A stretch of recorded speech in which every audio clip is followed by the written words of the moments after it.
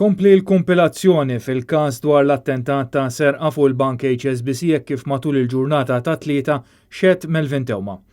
Tewma li hu l-middleman fil-każ tal-assassinju tal-ġurnalista Daphne Caruana Galizia xiet li dakinhar tal-attentat ta' hold up lura fl-2010 u kien qiegħed jiekol f'restorant f'Buġibba meta rċieva telefonata mingħand Alfred De Giorgio magħruf bħala Il-Fulu li talbu għall-għajnuna.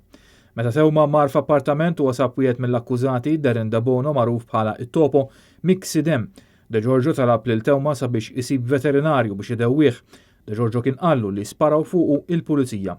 Quddiem il-Maġistrat Monika Vella Tewma xiet li hu ma kien jaf xejn dwar l-involviment ta' Vince Muscat magħruf bħala il-Koħu f'dan l-attentat ta' serqa.